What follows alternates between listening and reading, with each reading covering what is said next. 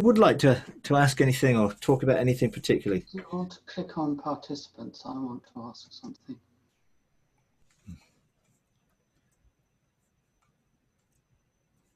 You need to click on, if you want to click, no. Okay, you've got your hand up there, Bruce. You go for it.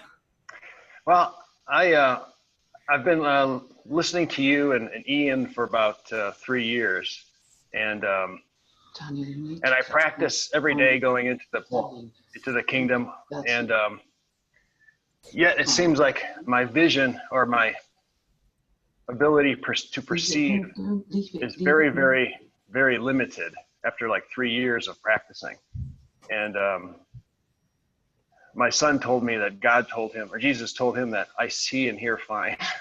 So I don't know. Sometimes it gets frustrating because it's after all of 3 years. Because I remember you saying like 3 years ago you were with a group, and after like 6 months, you're all like most of you were going into the kingdom and participating really, functioning really well. And so I don't know if you had any thoughts or insight into that. Okay, yeah, sure. When it comes to engaging, I've found that ultimately the important thing in engaging is what you receive as revelation that has come from God in the encounters that you're having. Whether you're seeing it very clearly or not, it's important to discern what is it that you've received. And yes, this visionary side of it, in a sense, it's like, okay, in activating your imagination, if you close your eyes, can you see nothing? If you think about a door, or if you think about your own front door, or if you think about your car or whatever, your house, when you close your eyes, what are you actually, is there a blank screen completely, or is there an impression, or is there a sense of something? Because it's different depending on how we're wired. And I think you can sort of practice sort of closing your eyes and thinking about a door, and that door may be a door that you're familiar with. So at the moment, if I think about a door, I'm seeing my front door, and I obviously see it every day because I come in and out of it every single day, and I'm seeing it.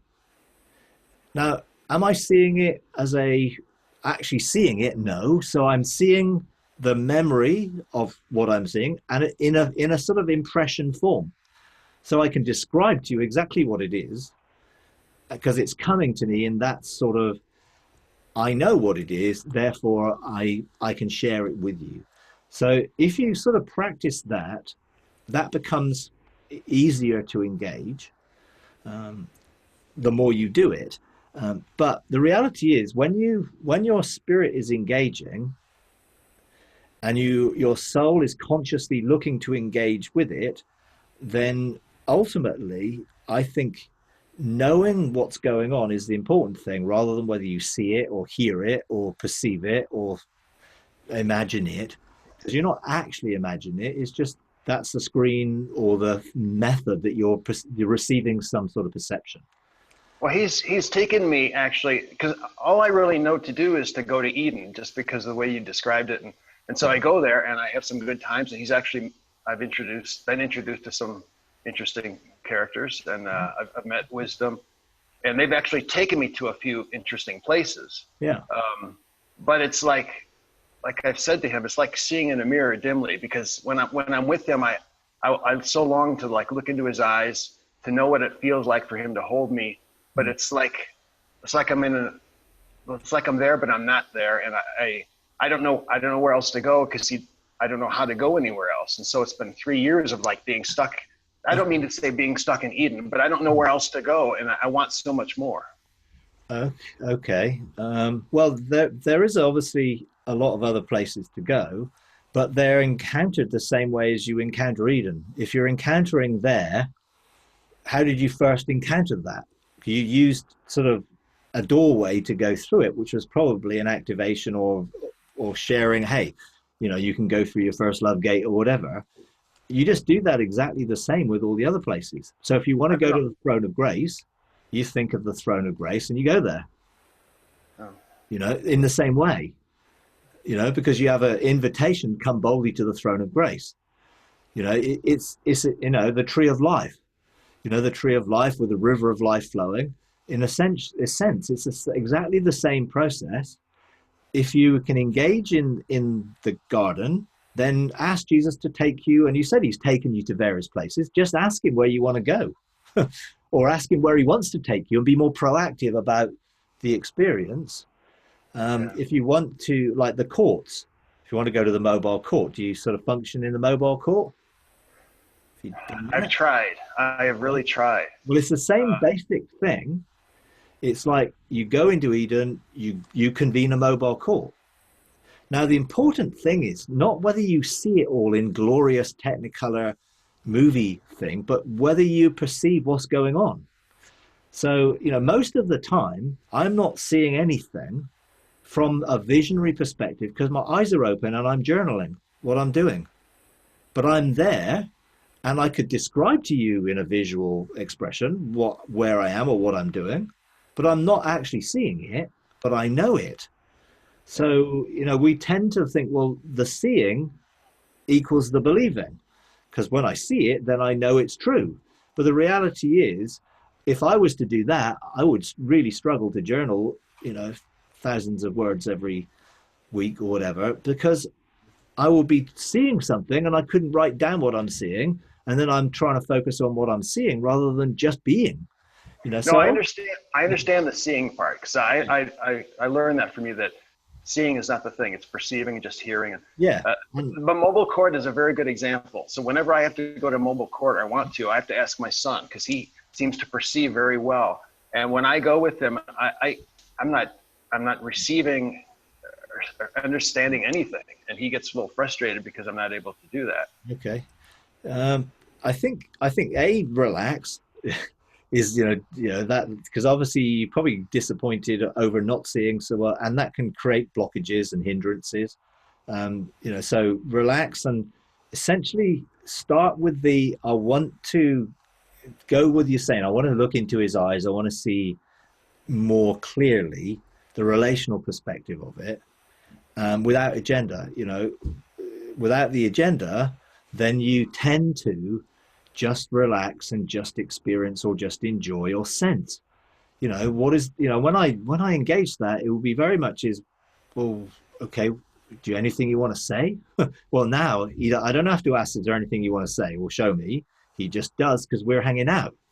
You know, so it's very much just a natural part of normal everyday life that I just switch into when I'm in that place where I'm engaging personally with Jesus, with the Father, in that way.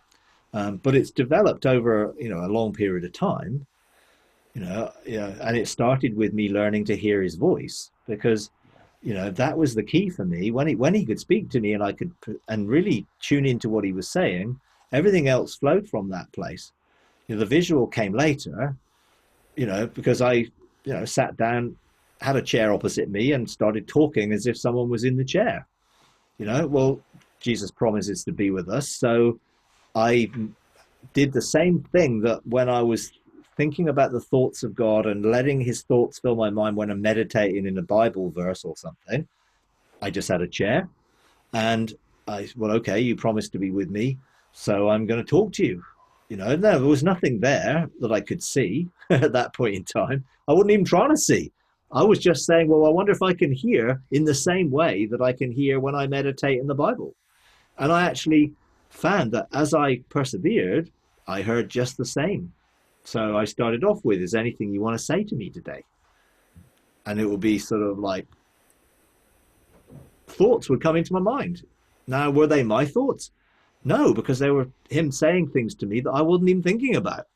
So I knew that they were his thoughts, but that was how he communicated. Now I built up the hearing, and so I was totally confident that I could have a conversation with God, whether it be Jesus or the Father, whenever I needed to. And they could get my attention if they ever wanted to say something, because it would interject in my mind something which was coming from the outside. You know, now, you know, that went on to involuntary experiences where I was taken into those realms in which I wasn't journaling, because I was just like, whoa, this is what's going on. But then I learned then to continue with those and journal at the same time, which meant I just had to learn to flow with the information, really. And when you sort of do a mobile court, it's like, okay, you convene the court, you stand under the judgment of the Father, you're covered with, and you call for your accusers, with a particular issue. Now, how they communicate is exactly the same way as thoughts. Those thoughts essentially come into your mind in the accusations. That's really how for me it all works. And then I write the accusations down, or I write down what I'm hearing or what I'm sensing or what I'm feeling, and go from there. I don't try and over analyze it or trying to do too much with it. It's just like, okay, what comes? Often it's a word, often it's a thought, often it might be a concept that comes into my mind, or a memory, and it could be, okay, here's an accusation for this. And I think, I don't really relate to that. So then I'd go back and say, is that in my generational line? And then I get a sense of, yes, okay, when? So I just, wait for a thought, and if I don't get any thoughts, then either there's no accusations, which is unlikely if I'm dealing with a case which I know it's related to, or there's an avoidance. So I just go back and say, okay, no, you're here under the court, under the jurisdiction of the judge, therefore you need to answer. So it's just waiting, really, to hear, learn to hear, then things can begin to go. Because ultimately, doing a court case, you want to sense what the accusations are. Now, you could have a big, full-blown vision of something in front of you and have no real idea of what they were saying if you couldn't really perceive the communication style. Because everything is communicated by thought, rather than I'm hearing an audible voice. But it's just the same as an audible voice gets interpreted in my mind as electrical impulses. The same thing interprets thoughts that come into your mind in that way. You just learn to discern, and it is practicing to train your senses to discern at the end of the day, which is important. Okay. Thank you. All right. Okay. All right. Okay. Who had Ian? I think you had your hand up next. We'll go round. Okay, hang on, you need to unmute yourself. Yep, there you go. So Colton Clown, I think. Yeah.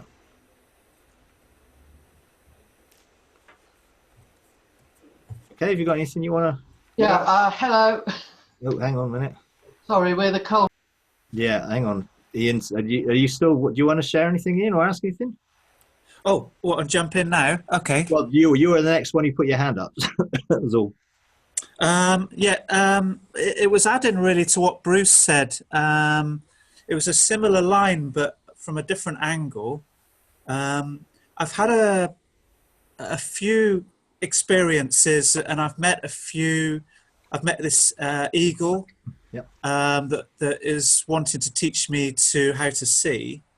And then he introduced me, I know it sounds a bit crazy, but he introduced me to a jellyfish, which has taught me how to kind of go inwards to the eternity within. It was kind of interesting. And then I've met this one of the living trees and in heaven and stuff. So in a way I was feeling that in many ways I could move on and sort of say, okay, Lord, press in for seeing whatever else. But in some ways I feel the Lord is saying, well, but you haven't learned from the fullness of who I've introduced to you and what you can get from that. So it's almost like I'm sensing part of me wanting to kind of press in and see other realms in heaven, but a part of me feels like, hang on, but you haven't really learned everything from the encounters you've had already. Yeah. And I feel I need to honor those. Cool. So I just wondered if you had any thoughts on that. Yeah, I mean, always go with whatever God says, or so and if you're like, okay, there's more here, then just continue to go into those until you sense that you can move on, or keep asking him, when can I move on? Yeah. In it, I think there's always deeper levels of revelation that come. When I first had my encounters, I went back over and over and over them until they became so part of me that they were just accessible by thought. And I used to walk the path and follow the pathway, the tree of life, and do all those things until it was just like, now I just have to think to be there. So you develop the pathway and then you can walk it. So sometimes, I went over those things hundreds of times, and just it became part of me, and then it became easy. So I would encourage you, just keep going deeper with that. Journal what you're getting, engage with it, and always ask, if you're not sure about anything, just ask the Father or Jesus, can you explain that? Can you show me what this is? Because everything sounds a bit weird from a normal perspective when you talk about engaging eagles or engaging whatever they are, whether it be jellyfish type things or anything else. I mean, it's a sense, what is it? You're communicating with something spiritually that to you is best engaged with in that view. For someone else, it might look different. Yeah. And I think because we're all uniquely things, and it's like heaven is more, and all the spiritual realms are like more like multiverse environments that are all designed for each of us. So when I go and engage in rivers and things like that, other people engage other things, but it's supposed to be how we relate to it. And often if it's something which is a visual thing, there will be a meaning to why something is the way it looks. Yeah. There will be some symbolic reason for what that is, which will become more apparent as the more you engage it. So why this thing looks to you like a jellyfish, I've no idea. And I've never heard of anyone engaging a jellyfish before. But in reality, what does that mean? Does it mean perhaps it's not yet fully formed in your engagement so that you're not seeing it in its fullness? Who knows? Yeah. Some of it may well, these things sort of are evolving in more sense. I remember seeing things. The first time I saw them, went back, saw them, but I was seeing them through the filter of my own understanding. And then when those filters got removed sometime later, I had a more clear picture of what I was seeing. I remember looking at a door, and I was invited to go into this door, and it was like a revolving door, like in a hotel. You go in and you go through, or in an airport or something. And it was going really fast, and I thought, well, I can't go through that. How do I get through it? But actually, what was actually creating that image was a fear in me of what was on the other side. So I made it difficult to go in, because I was filtering what I was engaging in through my own fear. And eventually, when I went in there, and eventually God took me in there and I did things, he then said, look again. And I look again, and it wasn't like that at all. So I had, in a way, shaped it through my own understanding. Yeah. But then when those things were dealt with, the fear, particularly fear is obviously a very negative thing. Now, it wasn't like I was shaking afraid, but I was hesitant and a bit like, oh, I'm not sure how to do this and whatever. And eventually I realized that was the obstacle that I created. Now, was it real like that? Did I make it like that? Well, my consciousness and all our consciousness creates reality.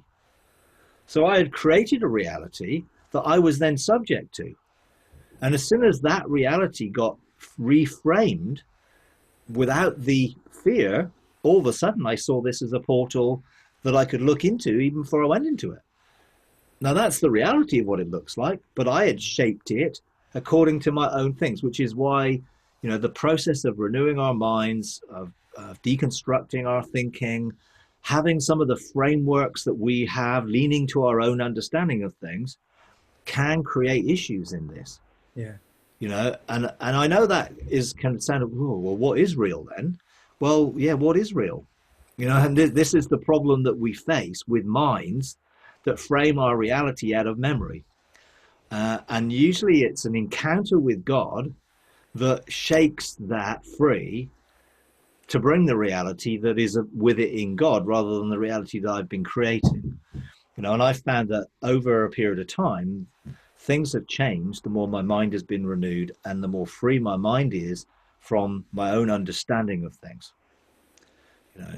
So I always, to be safe with everything, I'd always go back to God and say, am I seeing this right? Is there anything you want me to know about this? What's going on with this? Now, majority of the time, because I've sort of practiced and engaged this a lot, it's pretty much just, wherever I'm doing whatever I am. But there are occasions when he takes me into an encounter that is designed to challenge my thinking and to expand my understanding of that reality, because I'm limited, to the framework of my own mind, which is later on in the whole program, goes into quite a lot, and is going into, the whole thing of what the mind is to be deconstructed and renewed, and seeing things from a different perspective, having the filters removed and all that sort of thing.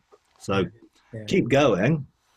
And if you want to, when I was going through this process, it was a little bit like, I'm sure I'm even standing on anything solid here, because everything is up for change, because I'm not sure what it is I'm experiencing and what I'm experiencing through my own creative reality.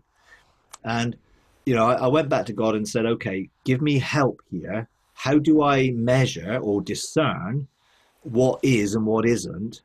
And he said, you use love. Use love as the measure for every encounter you have, because I'm love. And if it's not love, then we know perfect love casts out fear. So if it's any way based in anything other than love, it will become apparent. So when I was viewing God and feeling some things I saw him doing or sensed him doing, whatever, it came through my understanding of what God is like. And then I assumed that I understood what he was doing, because it framed out of my own reality. And then when he then destroyed that reality and showed me what he was really like, everything changed.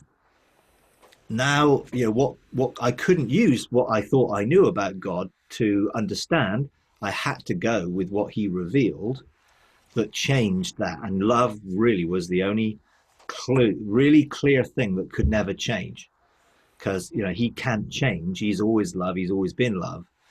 So if you're in any doubt about any things, just look at it. Is this a reflection of love?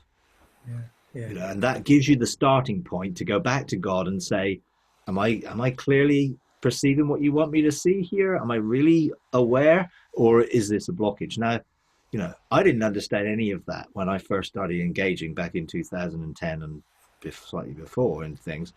I didn't. I just had the experiences, but then what God did was take me deeper into a relationship with him and really challenge so much of what I thought I knew with the reality of the experience. And it is the encounter which is the only thing that can change and renew our minds. We can't do it by trying to do it. It has to come through the relational encounter that we have with God. Otherwise we're just going to use our own minds to come up with a solution to problems, which won't work too well. But it's a safe place. Jesus said, if you're seeking the Father for something good, he's not going to give you something bad. So all the experiences and all the process, I look back and think, well, how much of what I encountered was framed through my own reality?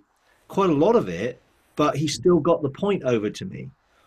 It didn't hinder what he was doing in the process and the relationship. It still enabled me to grow, but my understanding has changed. So what I would have thought he was doing, now I know what he was doing, because now I'm seeing clearly, whereas before I wasn't in the same way. So, just keep going for it, Yeah. Thanks, Mike. Okay. Yeah. Okay. We've got you at the Coulton clans. There's so go for it.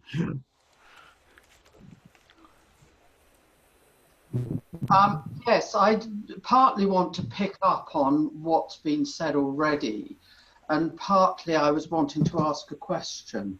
And I'm somebody who's walked with Jesus for more or less ever. I've always been a Christian. I've always wanted a deep, intimate relationship with God.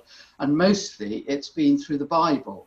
Yeah. And I found with the engaging God teaching, it's kind of beginning to open up the way so I can broaden that. But when I was asked to give an account of my walk with God, I just said, my life is my walk and my walk is my life. And that's how it's been. But in relation to how I hear God or what I think he's saying or doing, you were picking up on the point of the courts. I have used the courts, but in a sense, I've used the frame of the courts, which I did for a period, looking at issues of my early life, by faith rather than by sight or by hearing. And I find at the moment, God is teaching me, because it's my senses that are most sensitive to him. Yeah. And it's the emotional level that is, that I'm learning to be aware of. And it's something that's always been there, but through hearing and through understanding this broader teaching, I've been really focusing on that. Yeah. But I actually have a question. I have a question because I have the thoughts, I have the feelings. Over the last few days, various things have happened in my life, but I had a series of dreams which was about food and about fasting. And it was actually, I had the image in the dream of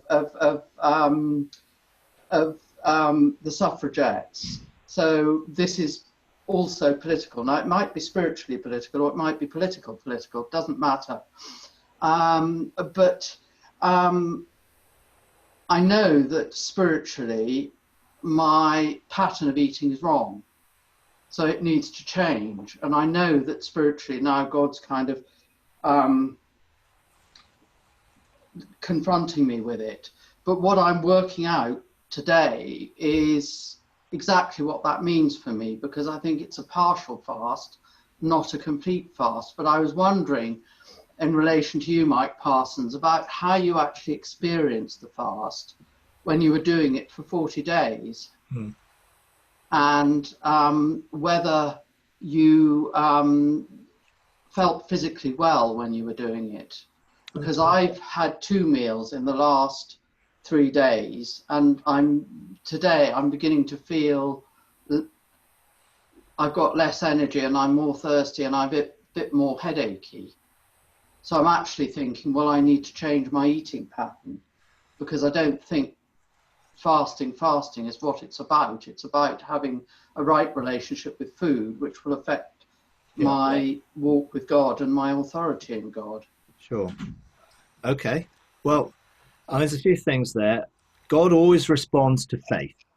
So when we engage him by faith, according to the truth, so if the Bible says you can do this, like come up here, or there's a door standing open in heaven, that type of thing, by engaging in faith, that opens up the avenue for you to experience. So I wouldn't, I never knock anything when people say, well, I'm only doing it by faith. Well, if we're not doing it by faith, in reality, we're not really engaging, because we have to believe to engage. So it's okay. It's just learning to tune to what comes when you engage by faith. That's, if I'm seeing a full-blown vision or being in a full-blown encounter, I'm doing that by faith, whether I see it, hear it, perceive it, sense it, or anything else. So always engaged by faith, I think, is the key. Yes, you will find that, I started with the Bible. That was my only place. I only knew how to engage God through the Bible. But God took it from how I engaged him there to how I could engage him in every aspect of life whether it be within me or around me or within heaven. So essentially, it was the same basic thing, but I started with the Bible. Now I don't use the Bible. I don't need to use a Bible as a doorway or a scripture as a doorway, because they're open to me and I can live that way. When it came to fasting, I only fasted because God said, you know, and there's a difference between dealing with eating issues, which may be what God has challenged you over, as opposed to fasting, because fasting is not eating or not doing something that gives you more time to spend with God. That's the whole point. Fasting doesn't twist God's arm or make him respond to your prayers. All it is saying, I'm willing to put you first in this scenario, so I'm going to not eat this meal, or I'm not going to watch TV, or I'm not going to do what I normally do, but I'm going to dedicate that time to spend with you. That's the reason for fasting from a spiritual dynamic, to actually discipline ourselves to engage with God more because we want to. You know, that's the point. Not because we have to, or we think that if we don't, then I'm not going to engage. But the challenging of perhaps, okay, he wants me to address my relationship to food, then that's a different matter. And fasting probably is not the best way to deal with that. The best way to deal with it is to look at, well, what is a healthy diet? And how can I live that healthy diet? When I did the 40-day fast, no, I didn't get hungry. A, because God asked me to do the fast. I was willing to do the fast, and I never got hungry. Occasionally, I got a little bit lightheaded when I stood up too fast, particularly having been into the fast, 10, 15 days or whatever. But, I drank lots because, you need to keep up fluid intake. I didn't do a 40-day no water fast. It was a 40-day fast with water.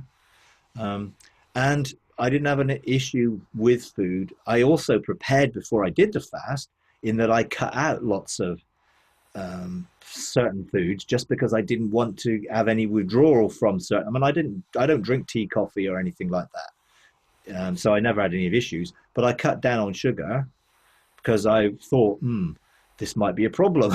But nothing was. In the end of the day, to be honest, I wasn't hungry, and I didn't even need to eat when I broke the fast. By that point, I was living. Now you can't go on forever like that, because your body probably will break down unless you are engaging in a different dimension of living, which some people do. Some people, called breatharians, don't eat, and they believe that they're receiving energy that comes through the air. Now, I know some Christians who do that, and they are very successful in doing that because they're in faith, and God has obviously told them to do it. That's the reality. I wouldn't do it because Jesus didn't do it yet, and he's told me to be happy eating, so I'm happy eating.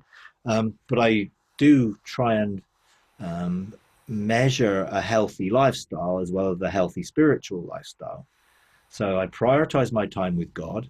I look to get enough sleep, and I look to get enough exercise and to eat relatively healthily, which means for me, not eating too much of anything to an extreme that it becomes an addiction. So can I eat sugar? Yes. Do I eat a lot of sugar? No. But if I fancied a piece of chocolate, I'd eat a piece of chocolate. It wouldn't bother me, but I wouldn't eat the whole bar probably, because I don't need to.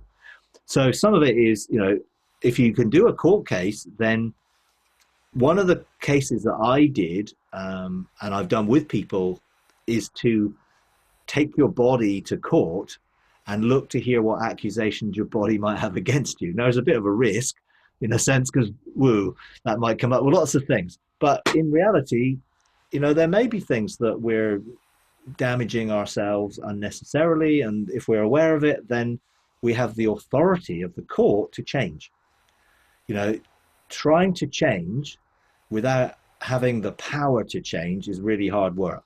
It's just like New Year's resolutions. Well, I'm going to be different, and I'm going to try hard to be different. And actually, most people fail because they don't really exercise authority in it. Now, a verdict from a court that says you are free from eating this, and the accusations could come. I've done court cases over those sorts of issues with people.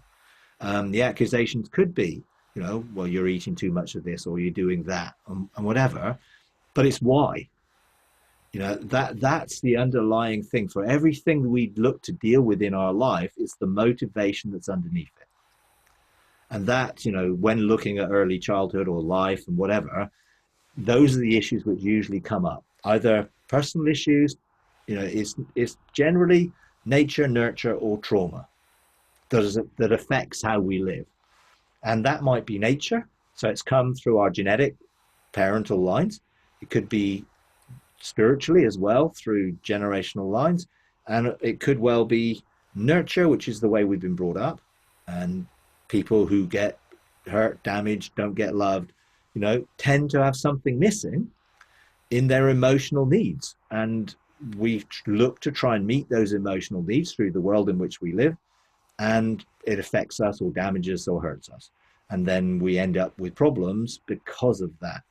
So unmet needs is a big issue. Obviously, God wants to meet all our needs, and he wants us not to be looking for other things to meet our needs, but primarily to be getting those emotional needs met through him. And then all the other things emotionally from other people, friends, family, husband, all those things, children, it's all a healthy thing, not an unhealthy thing. When I wasn't getting my emotional needs met in God, I tried to get my emotional needs met in my wife. And therefore I imagine, probably put pressure on her to meet my needs because I was needy. Well, when I really started to get intimate with God, my need for things outside of that relationship diminished and therefore became more healthy and balanced. But I am getting what I, in a sense, out of my relationship with God. It's just, I can be. Now I don't have to do, I don't have to strive, I don't have to do anything else. So I would sort of encourage you, to perhaps go back to do a court case over the issues of food, or if you feel God is through the dream trying to get through to you or to speak to you about it, you can go directly to him and saying, look, is there anything you really want me to know? Or you can deal with the accusations and look, does the enemy have some legal right in me to use food against me or to use anything else against me, whatever it might be? Food's just one issue for men. It could be pornography, other things that we use as a substitute for relationships or to meet a need, which usually gets us trapped. And for all of us, there's lots of different things that probably the enemy knows how to push our buttons to spiral us down patterns of behavior or thinking which are unhealthy and ungodly. And God wants to help us to have our minds renewed to bring us into freedom. But it tends to be a process. It's not often that it's an event. Suddenly, I have no more cravings for anything in my life. Often it's a process in which we learn to identify what those things are, deal with them, and then be free to live in a free way in my life, a healthy way, a balanced way, which is, what God wants us to live from in that sense. So I, keep going, engaging God with it, and I'm sure that it'll become more clear exactly what he's doing. If I'm ever unclear, I just go back and ask, give me some clarity. Now, that's quite difficult when God uses dreams. I don't get any dreams like that from God.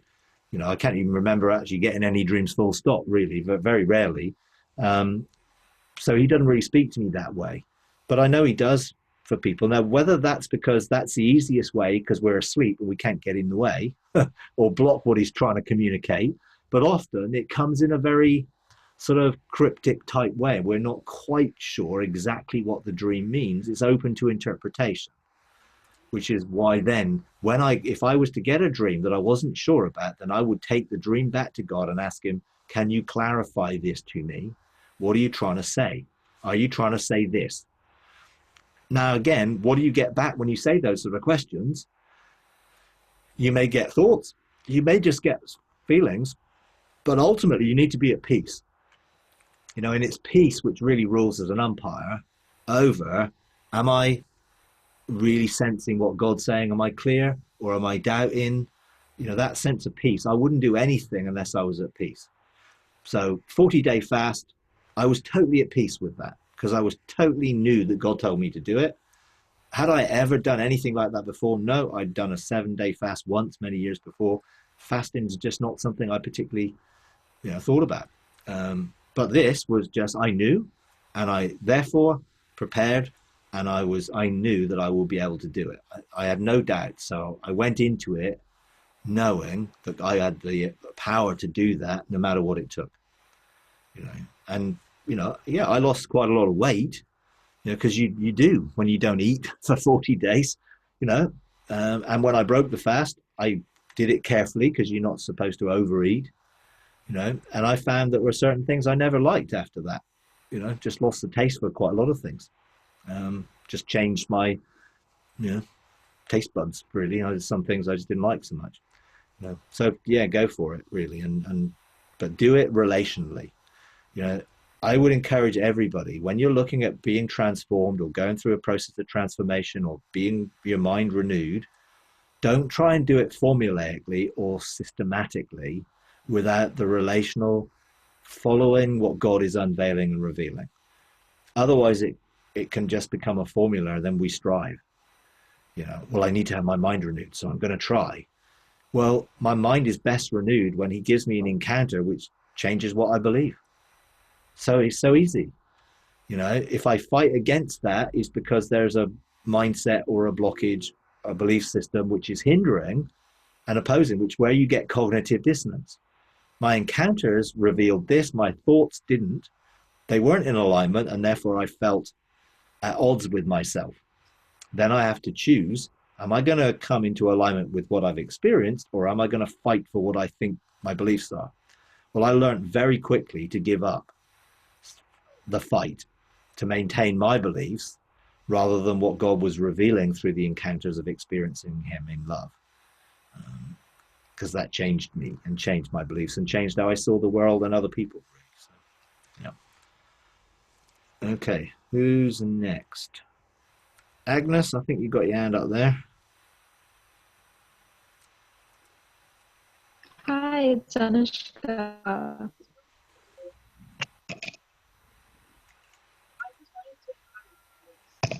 Can you hear me? Yeah, I can hear you now, yeah. Oh, okay. So I had a question, but not on fasting. Okay. And what I had seen was that in 2015, I seen that I was a white light being, and then moved on to what looked like a blue light being, and then it changed again.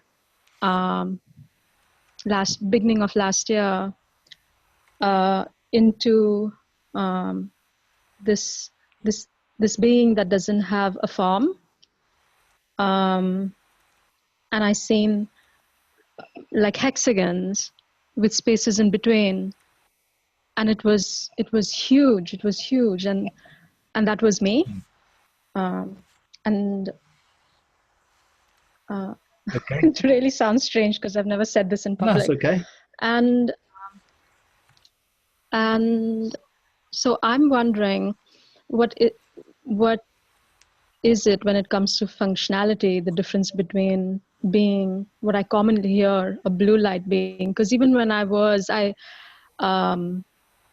they say blue light being is creative, and yes, I was.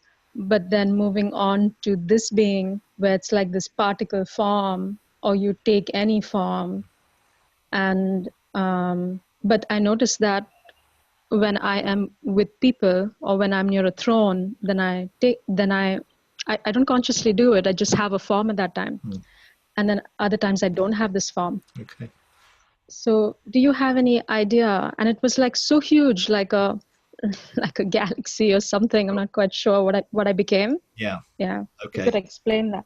Yeah. Well, I think that there are obviously different levels of reality and different realms that we live in. So in this realm, I doubt whether people would be seeing you as a blue light or a white light or anything. They would see your physical body that contains your soul and relates with your spirit. So essentially, you're really talking about the spiritual reality.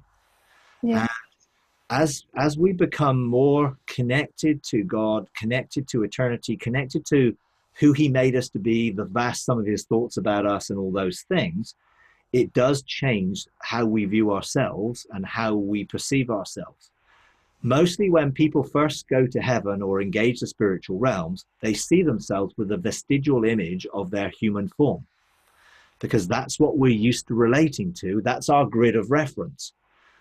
But as that diminishes, when we become more aware of the spirituality, the spiritual being that we are, then that begins then to reveal the nature of our spirit.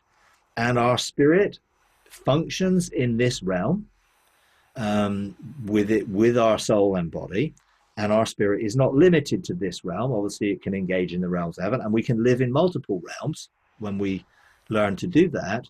And I found that as I began to remember who I was before I was here, then the way I perceive myself changed. So you could see that, hey, I'm a white light being, which is who my spirit is when I engage the realms of heaven, from the earthly perspective of my memory of being a person. But I existed, you existed before you came into this realm. And that's where the blue light being comes, because that is the creative aspect, that we were created in the image of God in creative light, and that's where we were involved in creation, and we were luminaries or lights, or had a connection to the fabric of creation.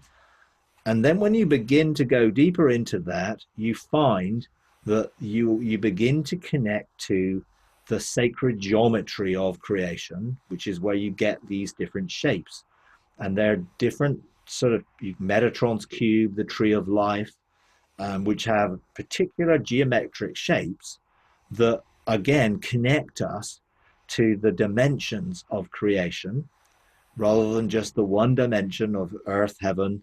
But there are other dimensions of creation that we are connected to. So the more deeper we go, the more we find that we're not limited to a physical form or even a spiritual form, but are connected within the fabric of everything by being. And ultimately, that's the key. Learning to rest in being. And then you don't have to analyze or overanalyze, well, am I white today? Am I blue today? Am I a shape today? What am I today? You're just you. And you find that you function here, you function in the realms of heaven, you function in other realms as a being who God created in his image, as a son of God, a son, daughter of God. And then when you rest in that, you find you just flow in life. You know, you don't really have to think about, well, what function or what does I look like? You are, you know, and ultimately heaven recognizes who you are, not because of what you look like, but because the intrinsic nature of who God made you to be. And that's all part of this process.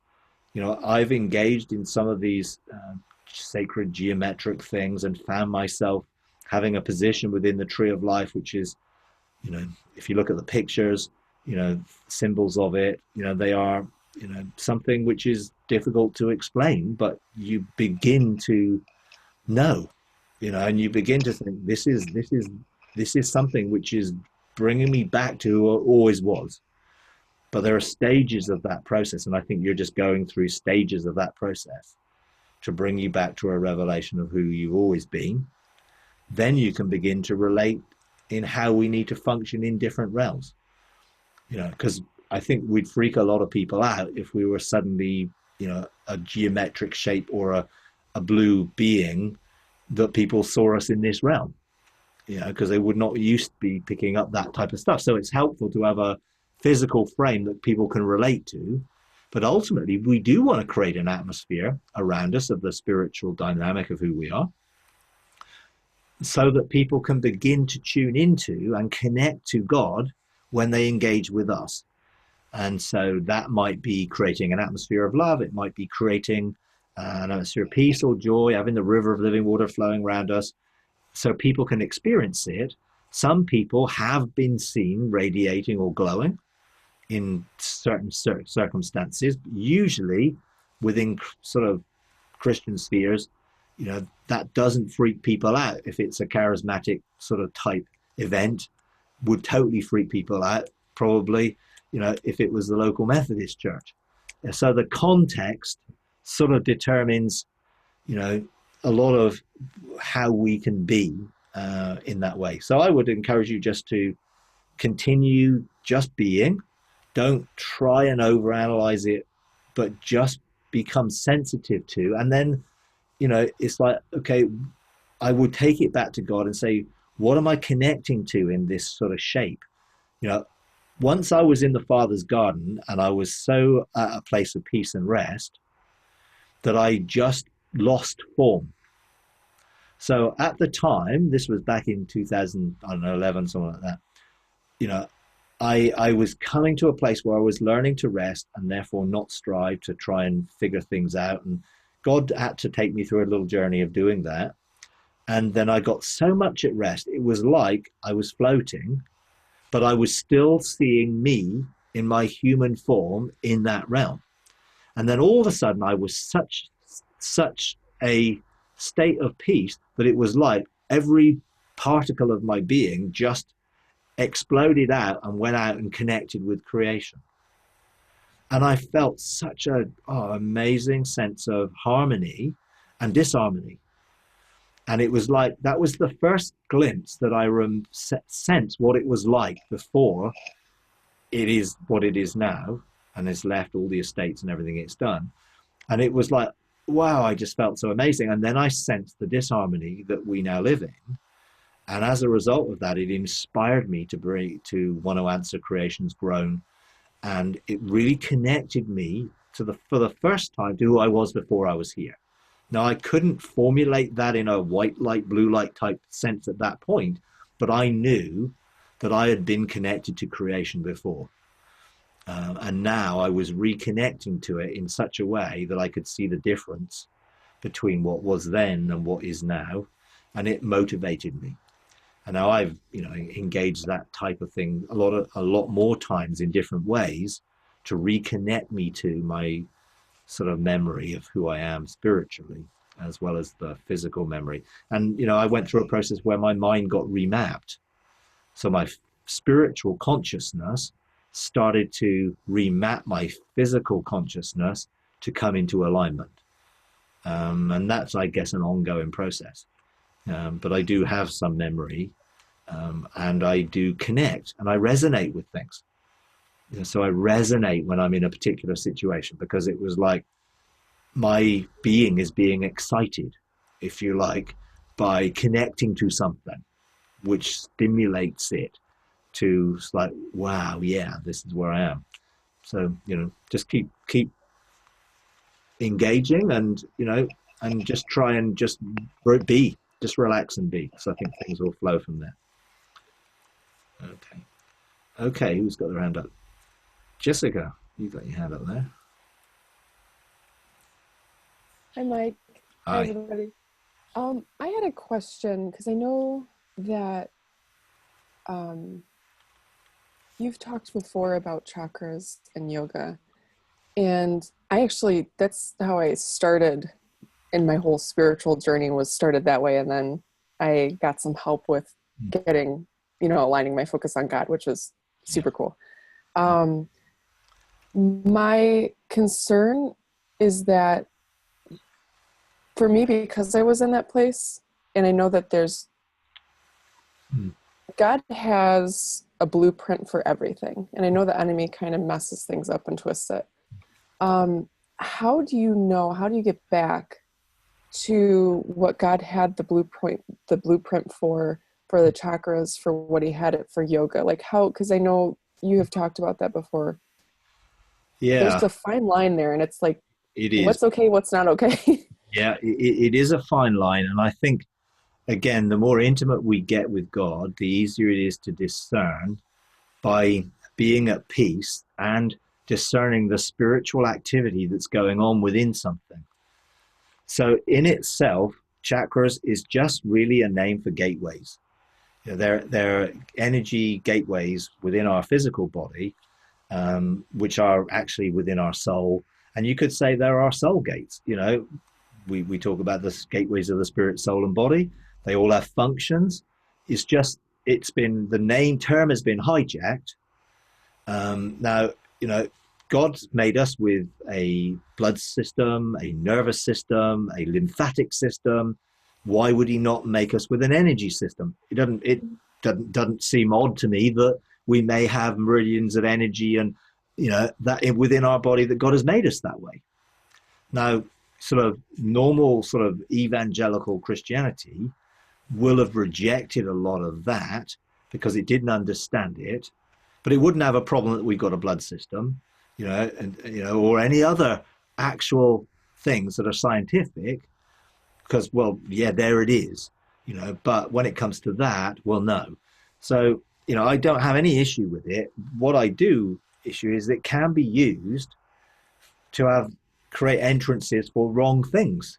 If you open your gateways without discernment, you invite potentially, I mean, obviously, there's a lot of talk about Kundalini spirits and all that sort of stuff, which are connected to it, obviously. And, you know, I don't particularly use the word chakras simply because I think it could, for some people who are not as discerning, could potentially put them at risk that they would pursue something because they're not yet perhaps mature enough to discern the difference. When it comes to yoga, I think it's even harder to discern because you know people there are people who sort of teach Christian yoga, whatever. Now, if they're doing it as a discipline for the body and just, well, these are stretching exercises or these are meditative exercises or posture exercises or those type of things, then okay, that's okay. But you could probably learn to do Pilates or a load of other different things that might do the similar thing without calling it yoga, which has the associated things of some of those positions were Hindu and other gods, which were designed to be entrance points or access points. Right. That's what they were designed for. So when you enter them, they didn't have a neutral thing that God actually inspired those things for a particular reason, which didn't connect to those gods or whatever spiritual entities. So I'm less comfortable with the whole concept of yoga because of the connection between the positions and what they were created for originally. And I've yet to sort of find what I can see the counterfeit, but I want to see what is the genuine. Right. And I've not seen it yet. Yeah. Now, maybe just because I've not connected with everybody around it, but I wouldn't do it, and I wouldn't advise anyone else to do it. And I think recently someone sort of put a link on one of our web pages to a yoga thing, and we took it down because the site that it was linked to, and it was a de-stressing thing for particular muscles in your body which store trauma and stress, and it was sort of linked to it. But actually the philosophy behind the whole thing was not what I would say I would want to encourage anyone to get into. So with the yoga issue, the jury's out on that for me. I've not seen the true of it. For a lot of other things, I've seen where the frequencies and different things and music and sounds and other things, I can genuinely see where, hey, God has created that and we're redeeming it and using it. I'm yet to be convinced about yoga as a practice. Right. And that's where I was. And it makes a lot of sense that you said, okay, it takes a lot of discernment, because he pulled me out of that and I have not felt comfortable to go back into it. That's the key. If you don't feel comfortable, don't do it. And the reality is, if the postures and the meditative positions are helpful in us engaging God and actually engaging God, and you feel comfortable with that, then okay. But I don't find that I need any position. And my general position is relaxed. Wherever I am and whatever I'm doing, I want to be at peace and rest. Therefore, I don't need a physical thing. Yes, I might lie down in my favorite chair and it's a recliner, and I might just recline and feel very relaxed in that position, but I'm just relaxed because I am relaxed. I could also be sitting up and feel equally as relaxed, because it isn't about the position, you know. And I think if we're going to engage God and come deeper into intimacy with him, some people may find that certain things are helpful for them, you know. And you know, they're, you know, because you can take it to the whole thing of, you know, the sounds and the ohm and the thing like those type of things. Now, I know someone who's working on engaging God around redeeming that. Now, I've not talked to them about what they've discovered or how they felt God wanted them to redeem it. It'll be an interesting discussion. I'm going to chat with them quite soon to find out what God is showing them about the redemption of that, and what its purpose would be. For me, I don't find any physical purpose in taking a posture to help me relax or engage spiritually. I find I just need to be at rest, and then it doesn't really matter what posture. I mean, I can be walking out in nature and just be engaging just as much as sat at home or whatever. It isn't the actual thing. What we don't want to do is get into techniques that become non-relational and then ritualistic. And, you know, I've heard people talk about, well, you can engage heaven by, you know, saying Yod Hey Vav Hey 70 times to open a doorway. Well, I never had to do that. I didn't need to say anything 70 times. The door's open as far as I'm concerned. I just need to go through it, you know. So I think it is using discernment. And I would perhaps talk to people who have different levels of discernment and maturity differently. I wouldn't want to put a stumbling block in anyone's way to point them down to a route which eventually could lead them into danger if they're not discerning enough. Now, again, love is a good measure to use when you do anything. Does it create fear? Does it create in any sense of lack of peace? Any of those things are the tools I would use to discern whether something was benefiting or not. You know, now, you know, you do come across some interesting things when you're experiencing these things, you know, but I would want to encourage people to take what they're doing back to God and just ask him, is this okay for me? You know, and if he says it's okay, you've got to be really clear that he has said it's okay. And it isn't just, hey, I'd like to do this, so I'm going to pretend it's okay. But in that sense, then you walk relationally through it. And if I'm going to walk into something that I'm sensitive to his presence with me, and it disrupts that presence, I know I've walked into something which is not good. If I'm continue to be at peace and rest, and nothing disrupts my connection to God in any way, then I'm okay. But I look and think, okay, there are lots of other alternatives to doing things which don't necessarily have to go down to things that have got a spiritual, potentially negative root, which are not based in those things. Yeah, it'd be really fascinating to hear how because that's what God was kind of putting on my heart too, is that there is a way to redeem what he meant. Yes. And it's not just, the way I was using it was to realign, to work with the body's energy, to get things flowing for healing and stuff. But again, there are negative spiritual contexts. There's stuff that's attached to it. And it'd be cool to hear, you know, if it is being redeemed or that's on the path to being redeemed, what God's plans are for it. Sure. Yeah. I mean, I think in some ways, it's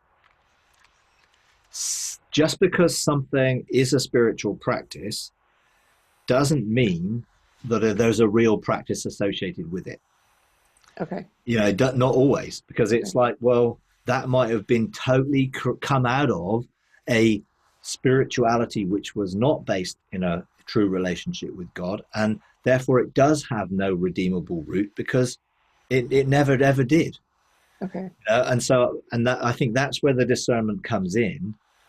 You know, is this redeemable? Therefore, what did God inspire in the beginning that this was then counterfeited? Okay. And I've yet to find anything that gives me any indication that yoga had that. Okay. Whereas Okay. some of the other things that I feel comfortable with, you know, I can go back and look at how God does things using sound and frequencies and everything like that.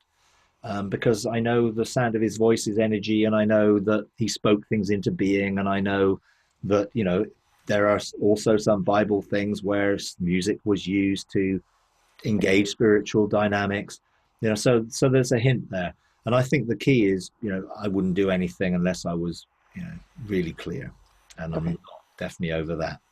Whereas Thank you. chakras, I think, is just a neutral term which has been actually twisted for Okay. other things, and therefore in itself it's neutral, but it can be used both for good and for harm.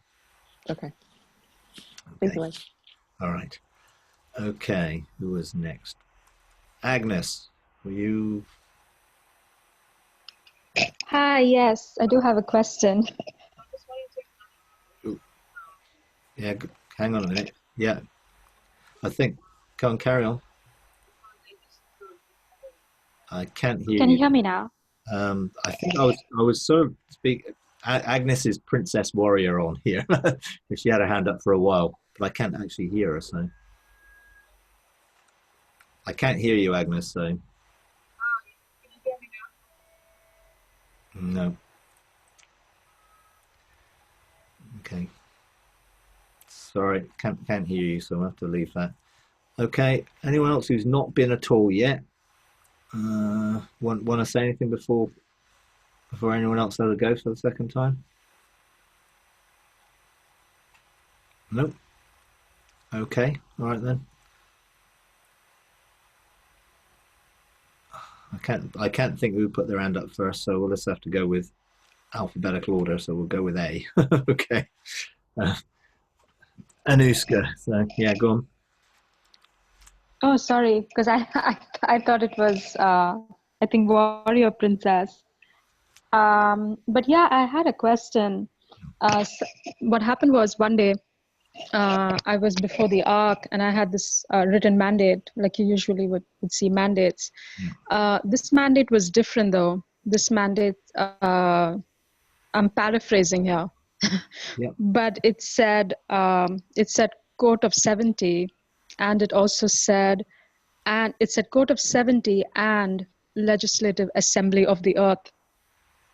And this happened last year, and I know there are many councils and courts, and I did go that same day to the court of 70, and I just kind of stood there with the scroll in my hand, and I mean I've gone there before, but just kind of standing, you know, in the gallery where you could just see them, and there was a man who asked me to come closer, and he was one of the people who was sitting, and and and and so he asked me for the scroll, and I gave the scroll, and he told me, after he looked at the scroll, he said, come and sit here next to him. There was a seat vacant next to him, and I said, no, it's all right, I'm going to stand. So he said, no, please sit.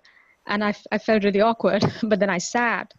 And then there were people sitting, there were, like, you know, some other people there, and I heard one say to the other, one of them has taken their place. I realized they were talking about me, and then towards my left there's what looked like a man. I'm not sure if he was in white linen or what he was, but I see him get up and he left. It felt like he was sitting in my proxy. Like, why would he leave when I took my place? Yeah. Sure. So Yeah. question on that, as to who he was. And another question is, I know there are many councils. So is Court of 70 different from Legislative Assembly of the Earth? Or is that a different council? Okay. The Council of 70 is supposed to be filled with people who are serving the purpose of God in their generation. So that should be 70 people who are alive today, serving the purpose of God and functioning as a Council of 70 towards creation with the authority they have to work through the 4 seasons of judgment, justice, grace, mercy, and involved in that way. So when I've been there, there were only a few who actually were living in this generation and had taken their places. So the seats were occupied by some of the men in white linen, some seeming like angelic beings, chancellors. Others, there were some that were some of the ancient ones who were there, as you say, almost taking a place because people from this generation had not taken their position. That was my encounter with it, and I am happy to see that, and I think it would be great if more people did. The reality is it's functioning, because when I've presented cases, I can engage the Council of 70. I'm not seated there, although I have been given an invitation to, but I'm not seated there. That might be a timing thing. That might be just because I don't want to. I don't know. but essentially, I have present cases there. I've engaged them. It's the function of the 70 which is important. And so if you're seated, there may well be a cognitive function that at times you're aware of what you do, and there may be a non-cognitive function that you're spiritually engaging there, even though you're not necessarily always conscious of it. Because if you're going to be there seated, you'd have to be there consciously all the time, and therefore you wouldn't be able to live in this dimension. So there has to be times where you are there seated in heavenly places, but you're actually functioning here, which is why we need to live in dual realms or multi-realms. So, I don't have an issue with that. Sometimes the courts and the names of the courts are named according to the function that goes on, rather than the actual court. So in a courtroom, there can be an assembly who are legislating to the earth. And in one of the chancellor's houses, there's the affairs of the nations. And there's a lot of function within there. Now, I've heard people say, I've been to this court and that court. And then when I've just talked to them and asked them what it was like, what they were doing, it's just a generic courtroom that this was going on in. So technically, the courtroom is the same, whether you do a civil case, a criminal case, it's the same courtroom in the natural realm. It just depends on what's going on in there to what the function is. So people, I think, hear certain terms that they connect to that helps them understand the function of that court. It may not be the title of the court, but it may well the thing that you relate to that will enable you to understand what goes on there and engage it. For someone else, they may hear something different, but it will still be the same court. And I think that's why we just need to not be too prescriptive on names, titles, but go on, well, what's going on there? Because that's ultimately the important thing. This is the whole Greek Hebrew thinking, the form or the function, or the name or the function of what's going on because of that name. And so, I have connection to a lot of different courts that would fulfill that name because they're legislating for the earth in that gathering, but they have different jurisdictions, different functions in different ways.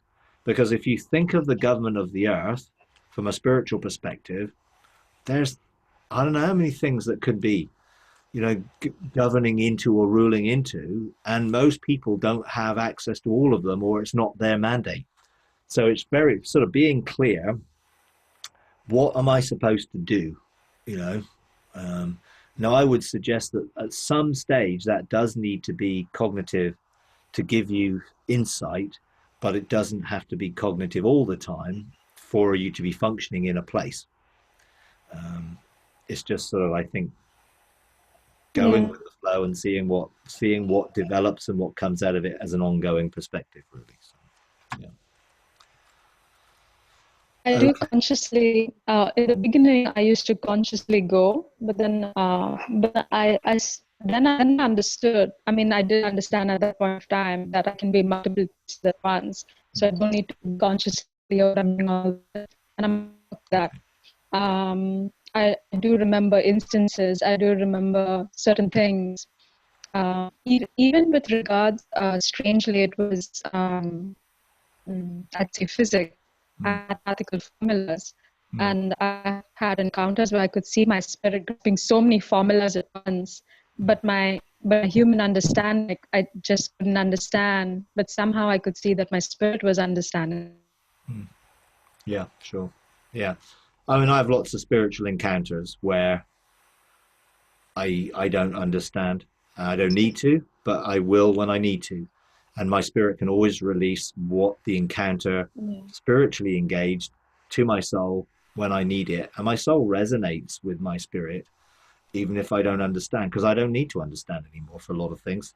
When I need to teach someone else or I need to prepare something, then the cognitive thing will come. I didn't need to pursue it. It will come when it's needed, really. I found that. So, okay, let's. We're saying that, I just had one question connected to that. So are we saying, are we saying that the legislative assembly of the earth could be the same court?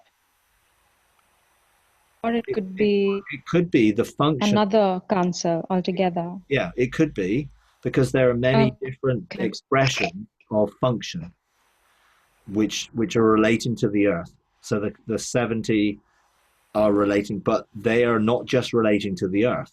So that might be a function of that court towards the earth, when they may also legislate towards the wider part of creation. So it could be the same court that is fitted for a particular function, or it could be a different court. Depends really, are the same people in it doing the same thing? Does it look the same? That will give you a clue whether it's the same court, but what they will be doing will be specific. And I think that often is the case. When I presented a case to the 70, it was a very specific case, not to the whole earth, but to a particular people group within the earth that I was given a mandate to legislate for. But I did present it to that case, and they engaged with that case. And now I couldn't use that and the verdict for that case to go and do anything in the whole of creation, because it was a very specific mandate. So they may well sit for specific things at specific times. The function will be determining what you're engaging in, rather than necessarily the courtroom itself, but what they're seated for. And they may be seated for different times. So anyway, yeah. Thank you. Okay, we'll do one more, which is the who's going, the Daniel and Jane, it now says. if you want to do something. Okay. Can you hear me now? Yep. I had a perspective on the yoga thing. Yeah. It goes back to my perception in Christ and what happened to me 2 years ago. Basically, I'm on the second year of coming to terms with an Asperger's identity, which has made sense of the whole of my life, plus the transformation stuff, which I'm still ongoingly spiritually digesting. But what interesting brought me to the yoga thing was your mention of gateways and the identity of particular physical formats and communicating with spirits that aren't necessarily relating to God, because a third of spirits aren't working for God. And then the thought I went back to was one where the ark was kidnapped by the enemy and put next to an idol, right?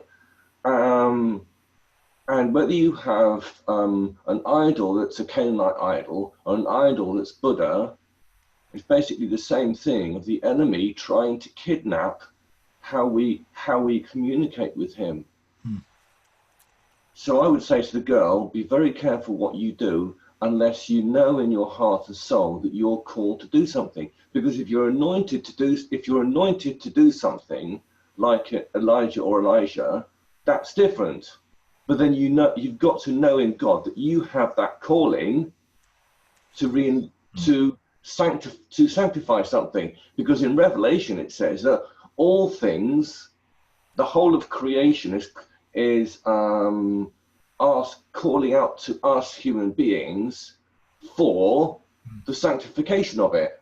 So at the end of the times, whether the enemy likes it, everything's going to have to fall at his feet.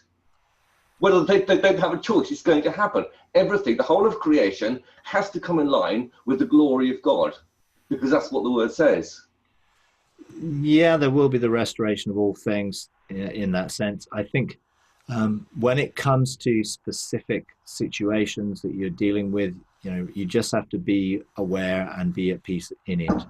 Now, that ultimately, when we're talking about the creation, that's talking about everything that God created. But man created a whole load of things as well, in sense of the do-it-yourself pathway of coming out of our own understanding. So there are certain things that God did not inspire man to create. Therefore, those things are not going to be redeemed because God didn't make them. God will redeem and restore and reconcile everything that he made, everything he created. But there are things that we've done which are not necessarily God's intention. So so did God create the cross as a torture implement? No.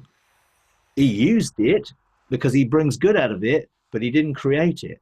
So God was never going to redeem torture because he didn't have any torture, but we've developed torture. So there are things that we've done which are completely coming from our own understanding, which is not coming inspired by God, which are things which will fall away. But there are definitely things which have been created by God and God has an original intention for, which will be restored, redeemed, reused, because it was God's intention. Everything, when we look at the restoration of all things, it's restored back to God's original intent. So if he had an original intent, then it can be restored back to it. If man had an original intent that didn't come from God but came from his own understanding, which is the do-it-yourself tree path, it won't be redeemed. But God can still use it to bring good out of it because he's that good. He will even use the worst things that we do to bring good out of, because he's a God of love. But that doesn't mean that he inspired those things or would want us to do those things or suffer things that have happened to us. But he still wants to bring good out of everything we've done. But that doesn't mean that the thing itself is redeemable. And I think we just got to be careful to know, okay, what's the God's intent? What's the original intent of his heart for things? And then we can bring things back to his original intent, which may well be so obscured by thousands of years of man's using something for his own purpose, that it can be very difficult to discern the original intent without going back and engaging the heart of God to discover it. And I think that's where I would encourage everyone to go. Take it back to the heart of God and see, did you have an intent in this, and what was it? Because I want to engage your intent, not what we may have come up with within our own understanding over thousands of years, perhaps. But it does take a relationship of intimacy to do it. And I have certain areas where I'm not at peace to pursue, and I may have no mandate to engage, so I'm no need to, and other people may do, and that's why people have different mandates to engage different things. The guy I know who is looking to redeem the Ohm, I mean,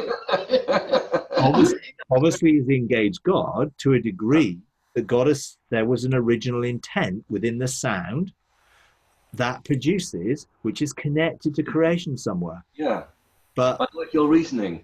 I wouldn't do it. I mean, because I don't have revelation of what the original intent was, so I'm not going to sit there sort of making noises. Yes. I can, because I don't need to. I can engage in peace without making noises. But there may have been a thing which connects you to a resonance of something. Yeah. Like let's say the voice of his power, which is the frequency which is resonating within all of the fabric of creation. Yeah. Which may have some connection to what you do when you do that sort of thing.